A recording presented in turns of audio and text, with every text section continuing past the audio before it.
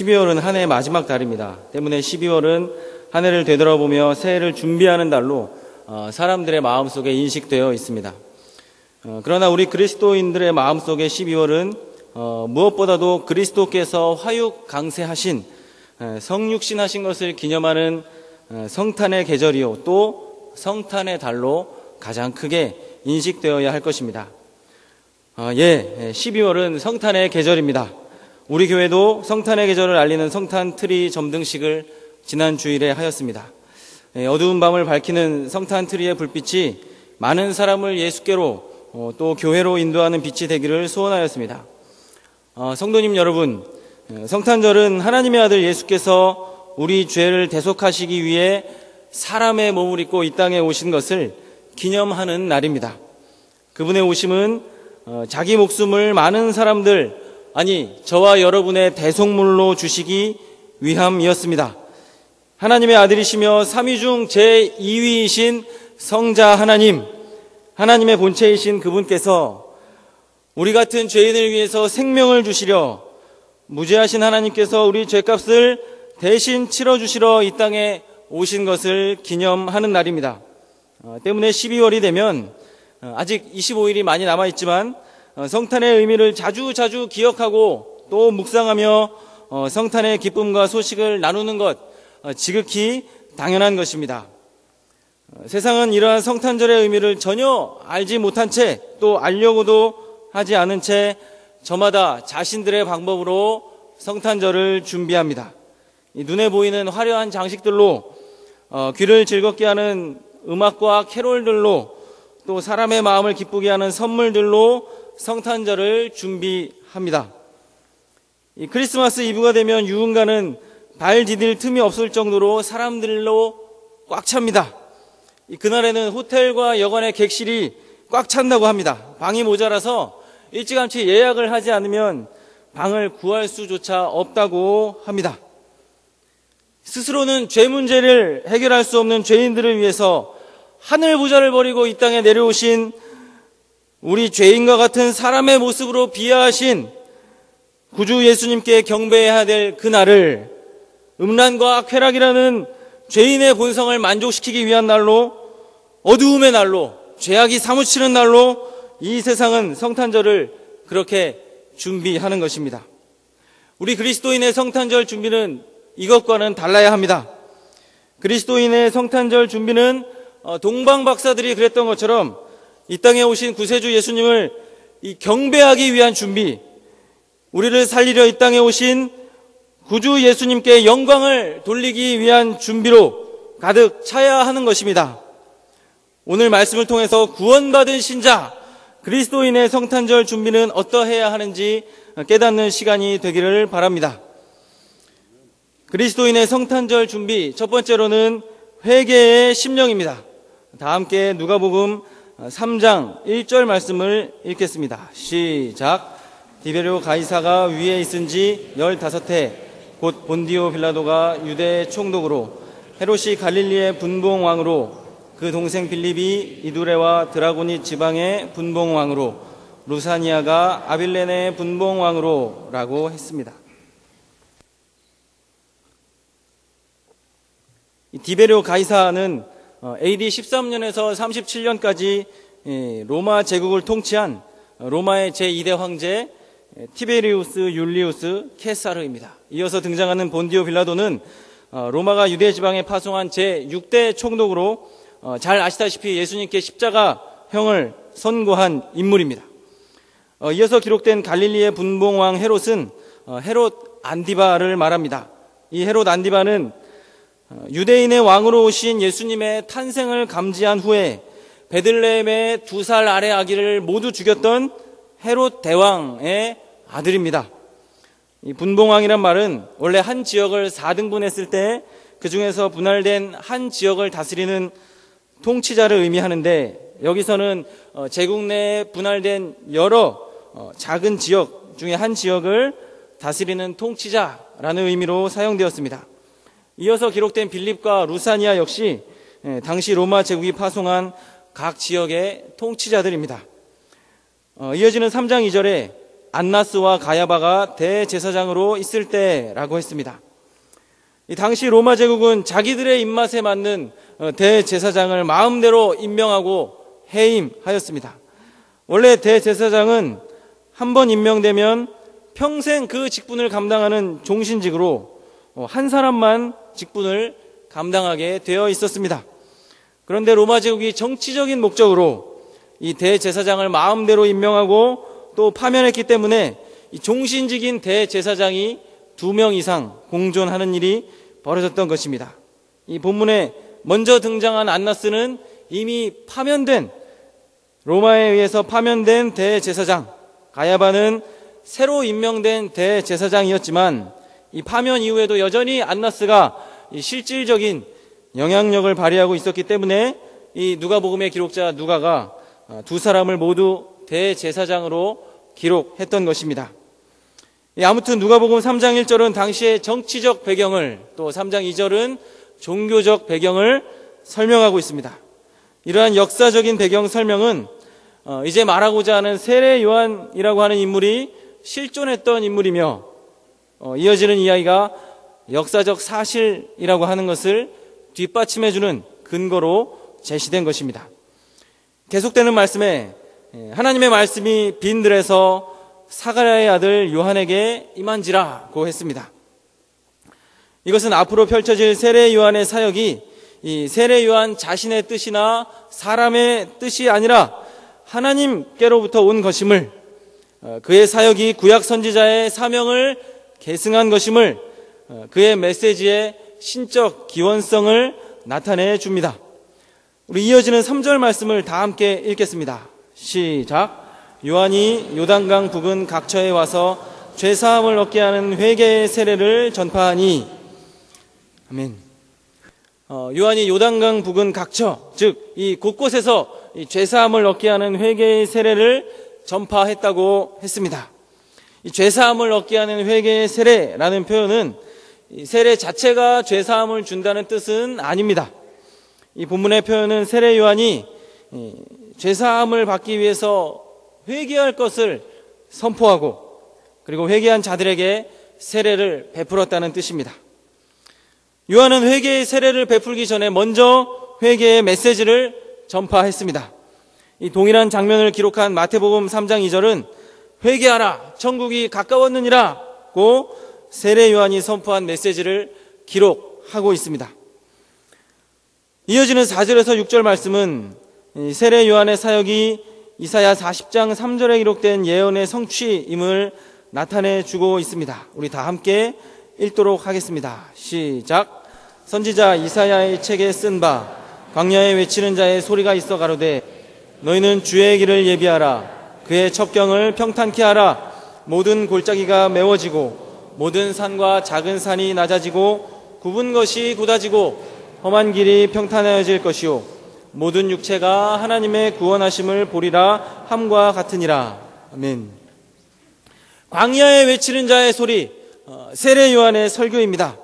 너희는 주의 길을 예비하라. 그의 첩경을 평탄케 하라.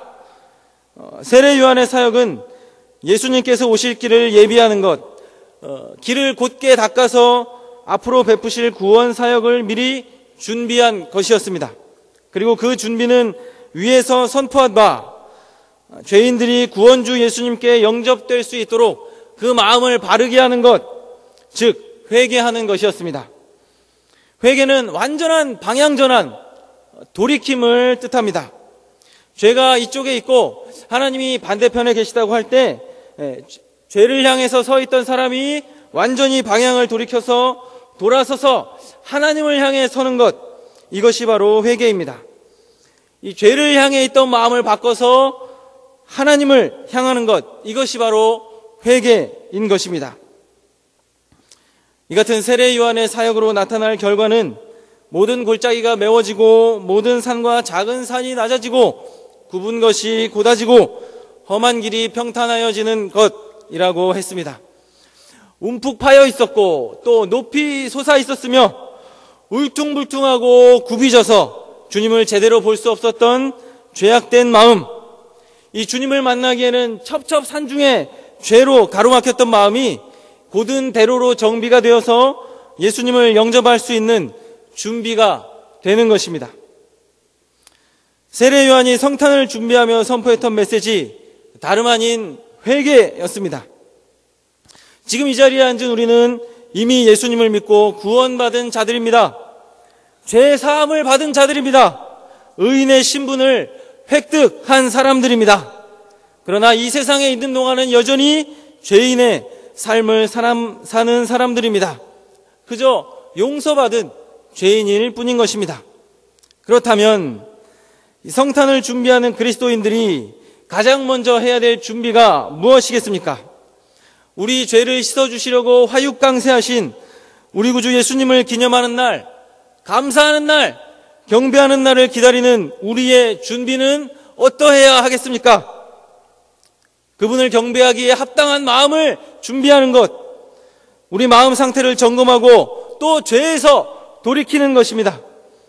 그날을 기뻐하고 또 예수님의 성탄에 감격하기 위해서는 예수님과 나 사이를 가로막고 있는 죄라고 하는 장애물들을 제거해야 하는 것입니다.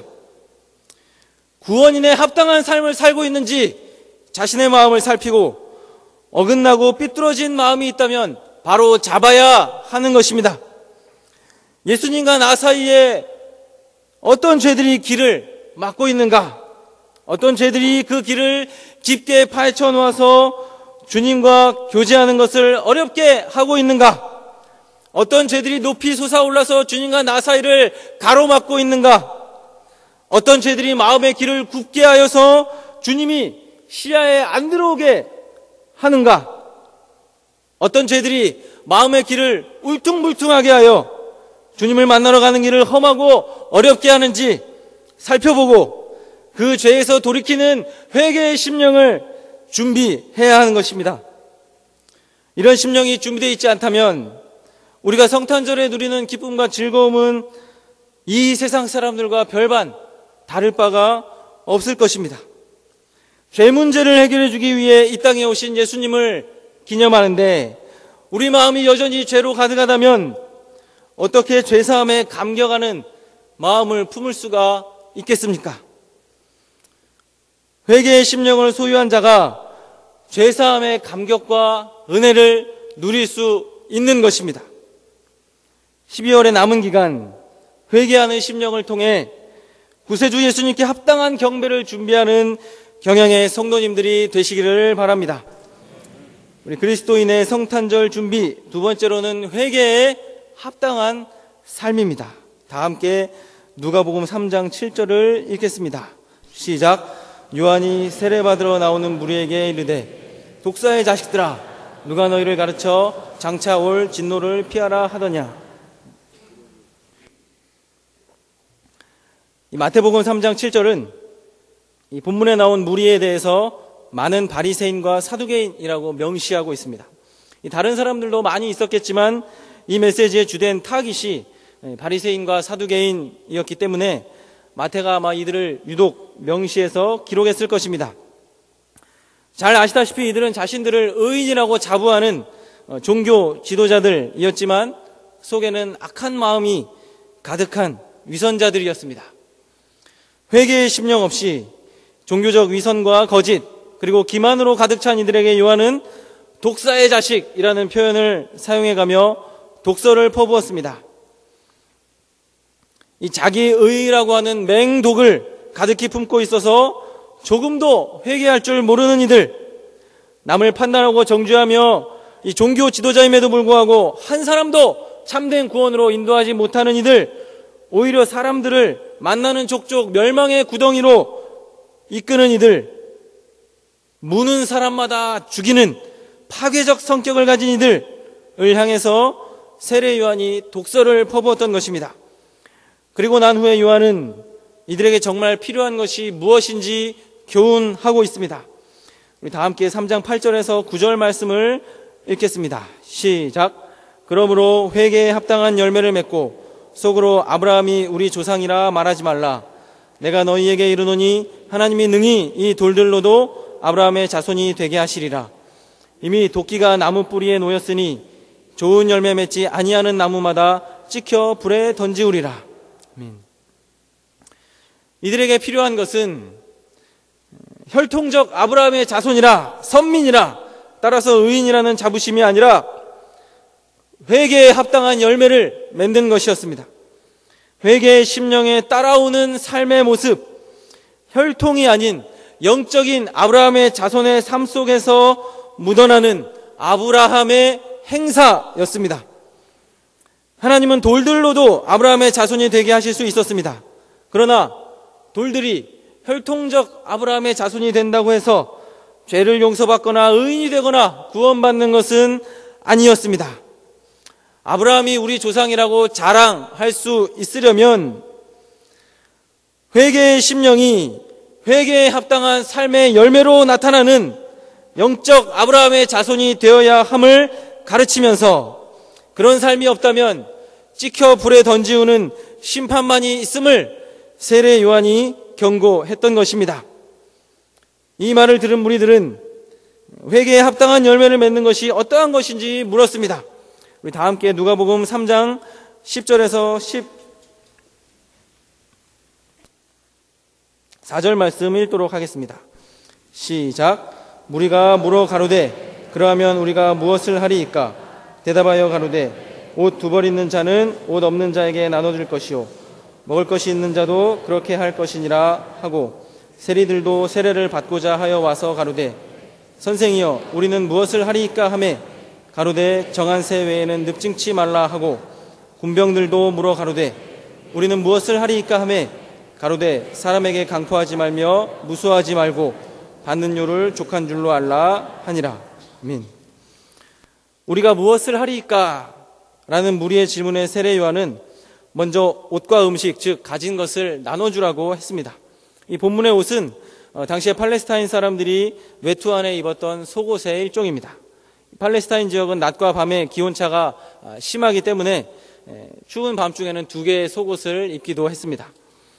따라서 본문의 옷 두 벌 있는 자는 경제적으로 부유한 자를 뜻하는 것이 아니라 평범한 대중을 가리키는 말입니다.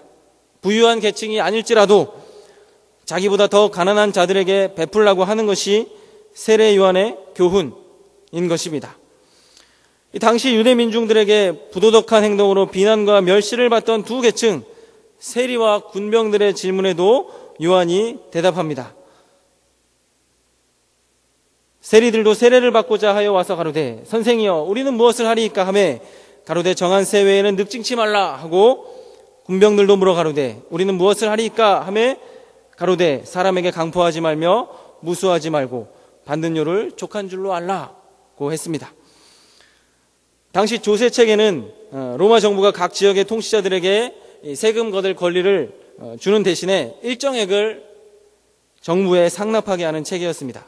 그러다 보니 이 세금 징수권을 받은 통치자들이 세리들을 고용해서 로마 정부에 바쳐야 할 세금에 자신이 차지해야 될 이익분까지 더해서 세금을 걷도록 했고요. 또 저금 급료를 받았던 세리 역시 그 위에 자신의 몫까지 얹어서 동족들에게 과다한 세금을 징수했던 것입니다. 그러다 보니 이 동족의 피를 빨아먹는 자로 창녀와 같은 취급을 받았던 것이 당시의 세리였습니다. 그런 세리들이 회개에 합당한 열매가 무엇인가 물었습니다. 세례 요한은 이 정한 새만을 거두고 늑증, 즉 더 많은 것을 강탈하지 말라고 했습니다. 법과 회개한 양심에 따라서 공정하게 자신의 업무를 수행하되 자기를 위해서 이웃을 해하거나 이웃에게 손해를 끼치는 부당이득을 취하지 말라고 한 것입니다. 이어서 질문했던 군병들은 일종의 경찰 역할을 하면서 세리들의 조세 징수를 도왔던 유대인 군인들을 말합니다. 이들 역시 적은 급료로 생활고를 겪고 있었기 때문에 이 자신의 지위를 이용해서 강압과 폭력을 휘두르고 더 많은 세금을 강탈해 가기도 했습니다. 때로는 무고히 고소하겠다는 협박을 통해서 돈을 뜯어내기도 했습니다. 때문에 세례 요한이 이들에게 강포하지 말며 무수하지 말고 받은 요, 즉 적은 급료라도 만족하라고 했던 것입니다. 만족하지 못하면 결국은 또 동족에게 같은 행위를 저지를 것이기 때문입니다. 무리, 세리, 군병, 이 세 부류의 사람들에게 세례 요한이 답한 것, 한마디로 요약하면 이웃 사랑의 실천입니다. 회개에 합당한 열매로서 나오는 이웃 사랑의 실천입니다. 이 자신을 죄에서 돌이켜 하나님께로 향하는 자, 하나님이 내게 주신 모든 것에 적든지 많든지 감사하고 만족하는 자, 즉 하나님을 사랑하는 자에게 자연스레 따라오는 삶의 원리, 이웃 사랑의 실천인 것입니다. 회개의 심령, 삶의 열매로 알 수 있습니다. 이 자신이 처한 삶의 현장에서 구체적인 삶의 모습을 통해서 그 열매가 나타납니다. 그 열매로 실천해야 할 이웃 사랑의 원리는 삶의 현장에서 이웃에게 대한 나눔과 섬김의 생활로 공동체의 규범에 따라서 이웃을 보호하고 이웃의 유익을 보존해주는 삶으로 나타나야 합니다. 이미 죄사함을 받고 구원받은 그리스도인이라면 삶의 현장 어디에서든 회개에 합당한 열매를 맺어야 합니다. 학생은 학생의 자리에서, 직장인은 직장인의 자리에서, CEO는 CEO의 자리에서, 종업원은 종업원의 자리에서, 아르바이트생은 아르바이트생의 자리에서, 크게는 한 국가의 국민으로서 남을 배려하며 자신의 책임과 의무를 철저히 다해야 합니다. 배려의 마음이 없으면 자기의 이익을 위해서 남에게 손해를 끼치게 되고, 자기에게 주어진 책임과 의무를 다하지 않으면 누군가 그 의무를 대신하며 희생을 치러야 하기 때문입니다. 학생은 학교의 친구와 선생님을 대하여, 직장인은 직장이라는 공동체 내에서, CEO는 함께 일하는 사원들을 대하여, 종업원이라면 함께 일하는 다른 종업원과 상관을 대하여, 아르바이트생은 아르바이트생의 자리에서 이 자신을 고용한 고용주와 오가는 손님을 대하여 이웃사랑을 실천하는 것, 이것이 비로소 회개에 합당한 열매를 맺는 삶인 것입니다. 그리스도인으로 사는 것, 그리스도인답게 사는 것, 세상 사람들과 구별된 모습으로 사는 것은 결코 쉽지 않습니다. 세상은 나를 위해서 남을 희생시키지만 우리는 남을 위해서 자기를 부인하고 희생해야 합니다. 그러나 이것이 세상 속에 보냄을 받은 빛과 소금으로서 그리스도인의 지극히 합당한 삶입니다.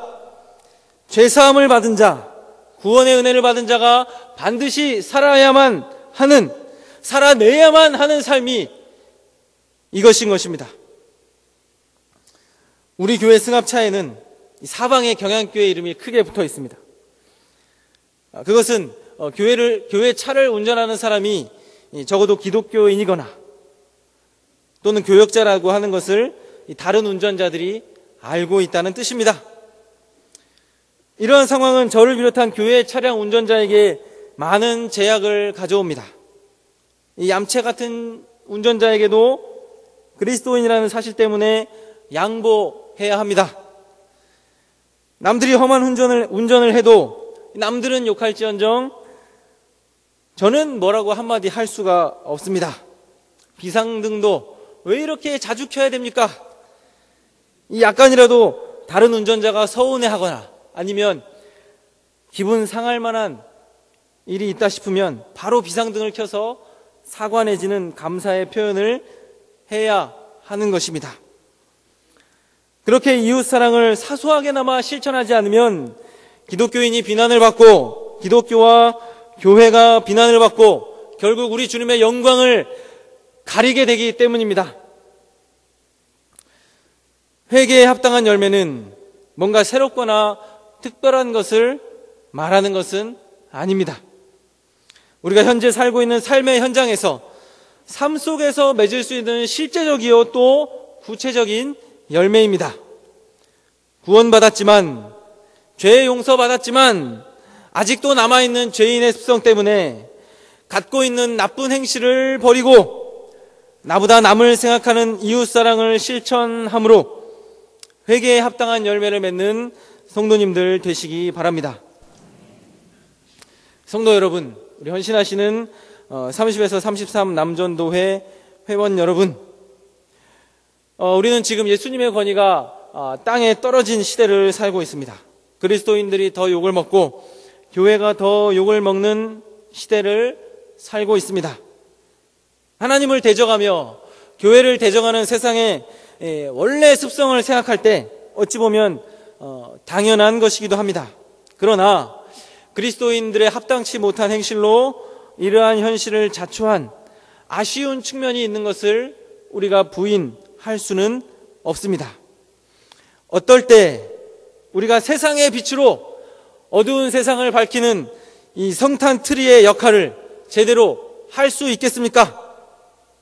어떻게 우리가 성탄의 참된 의미를 알리며 구주 예수님께 영광 돌리는 성탄절을 맞이할 수 있겠습니까? 죄사함 받은 자답게, 죄를 등지고 하나님께로 향한 자답게 날마다 자신을 살피는 회개의 심령을 품고 그에 합당한 삶의 열매를 맺는 삶, 하나님을 사랑하는 마음이 이웃 사랑의 실천으로 나타나는 부단한 노력을 기울일 때 가능할 것입니다. 회개의 심령과 그에 합당한 회개의 삶으로 예수님의 초림을 기념하는 성탄을 의미 있게 준비하며 다시 오실 예수님 맞을 준비에도 항상 소홀함이 없는 경양의 성도님들과 헌신하시는 30에서 33 남전도 회원들 되시기를 바랍니다.